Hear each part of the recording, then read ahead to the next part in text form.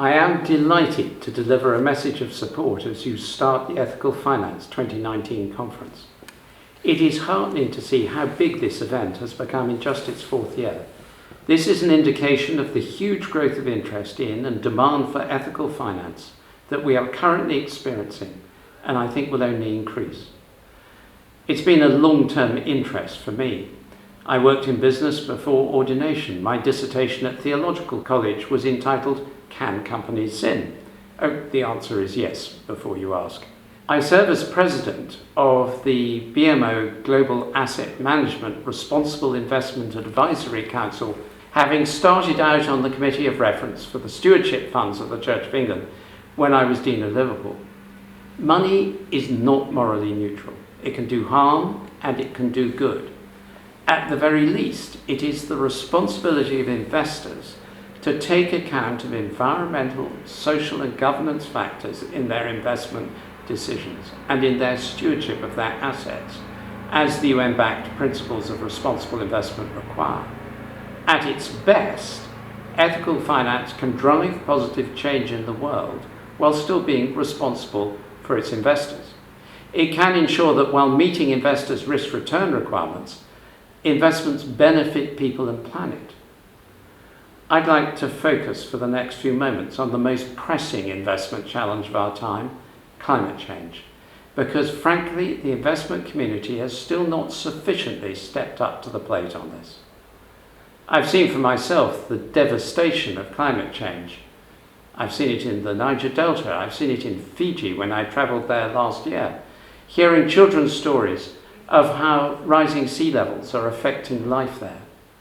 The average global temperature has already increased by 1 degree from pre-industrial times, and still greenhouse gas emissions are increasing.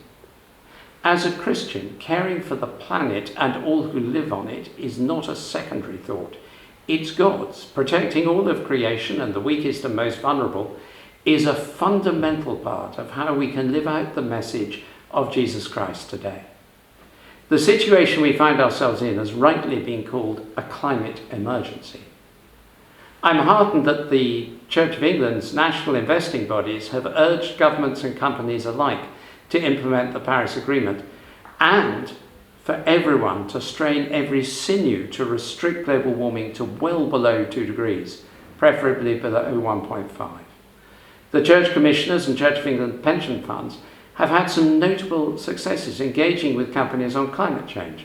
Shell setting an ambition to halve its net carbon footprint by 2050 and linking executive remuneration to carbon reduction targets. Glencore announcing a cap on its coal production capacity and the alignment of its capital expenditure with the goals of the Paris Agreement.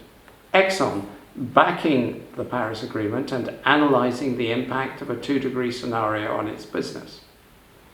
We have achieved the most success when we've acted with other investors. By acting in coalition, particularly as part of the $33 trillion, yes, trillion dollar, engagement coalition calling for corporate alignment with the Paris Agreement, Climate Action 100+.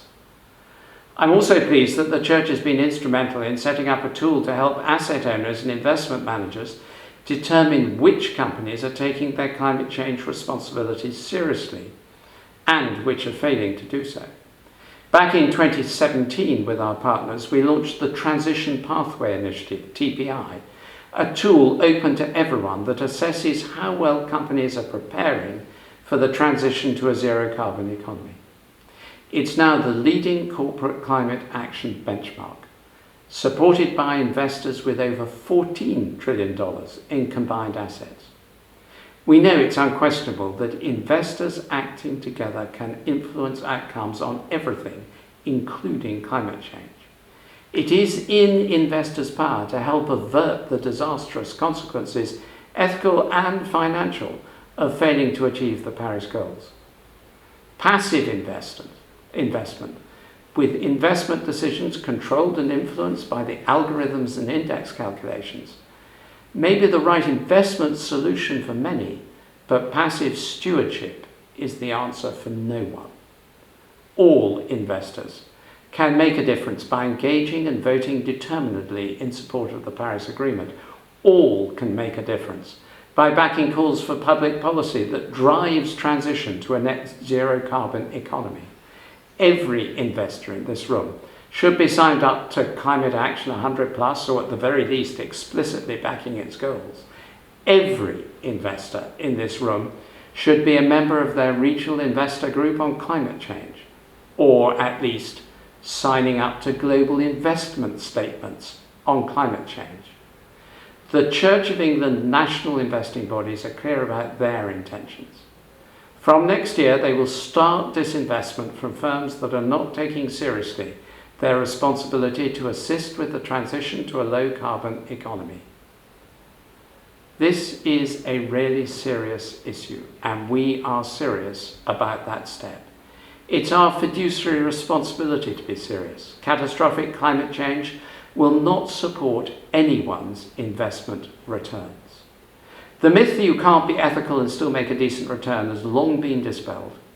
Church commissioners have achieved an average annualised return of 8.9% over the last 30 years.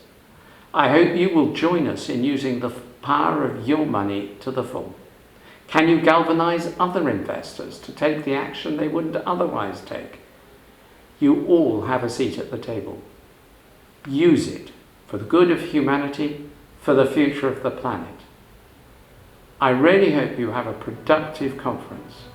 Thank you, and may God bless and protect and guide you. In Jesus' name, Amen.